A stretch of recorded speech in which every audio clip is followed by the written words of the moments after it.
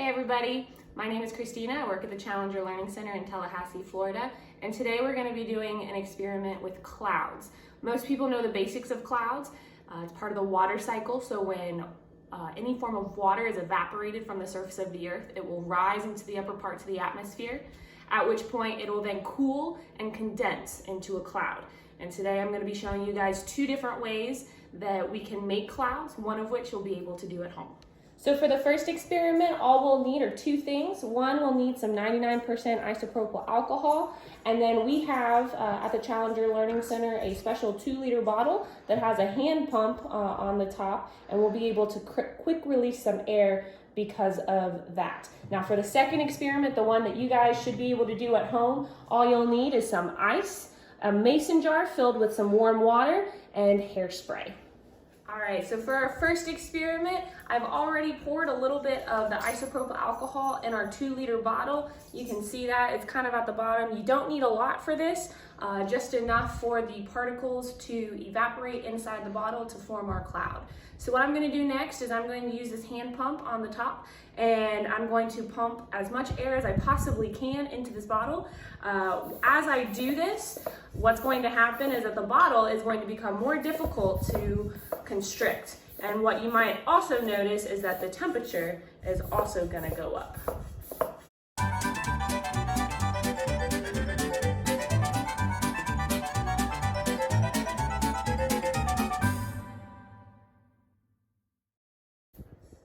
All right, so I've pumped some air into the bottle. The temperature has increased inside the bottle because the pressure has increased inside the bottle. So as the pressure increases, the molecules are going to be moving a lot faster, which means that the temperature is also going to rise. Now, what I'm going to do next is I'm going to quick release all of the air inside of the bottle. So what that's going to do is instantaneously, it's going to drop the pressure inside the bottle, therefore dropping the temperature inside the bottle, which will simulate the condensation that happens inside our atmosphere. So at this point, we've increased the temperature in order for the rubbing alcohol to evaporate.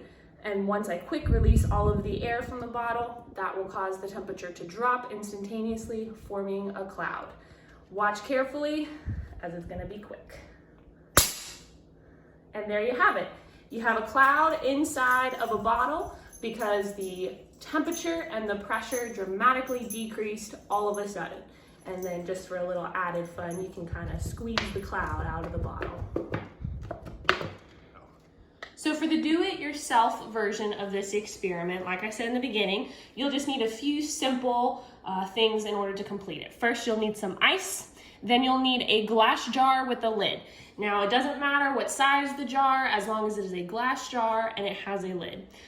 Inside the jar, you're going to want to fill it about 1/3 of the way with some hot water. And then we'll need some hairspray. So for this experiment, what I've already done is I've already filled the jar about 1/3 of the way with some warm water. So we're gonna swirl that warm water around the jar in order to warm up the sides, just to simulate the atmosphere a little bit better.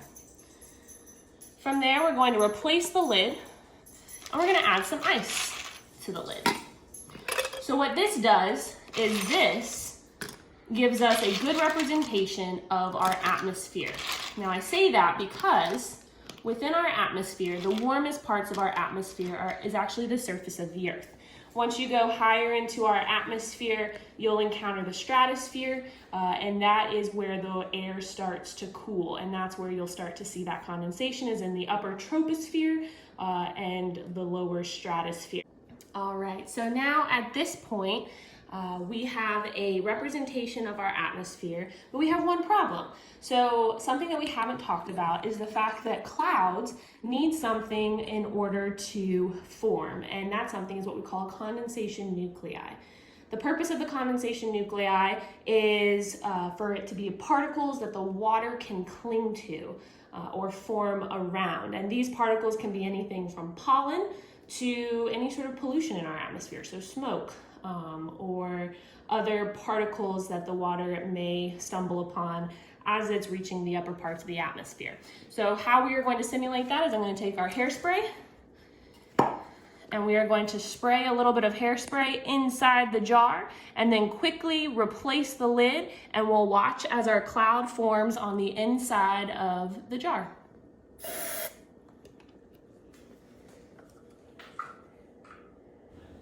At this point, you'll start to see some movement within the jar. That is the condensation that is happening. So the water is evaporating into the upper part of the jar and then reaching the cooler top. As it reaches the cooler top, it'll start to cling to those hairspray molecules that gives us the cloud within the jar. And it looks like the little wisps of air that you see moving around in the jar. There you have it, guys. 2 different ways that you can make a cloud, one of which is super simple to do at home. Now remember, next time you see clouds in the sky, that the clouds aren't the end of the water cycle. There's no beginning, there's no end to the water cycle. So once that condensation happens and the clouds start to form, eventually there's going to be too much water collected into a droplet, and it's gonna have to go somewhere. So it falls back down to the earth as precipitation. And then from there, the water cycle starts all over with evaporation, condensation, and precipitation. Thanks for watching, guys, and we'll see you next time.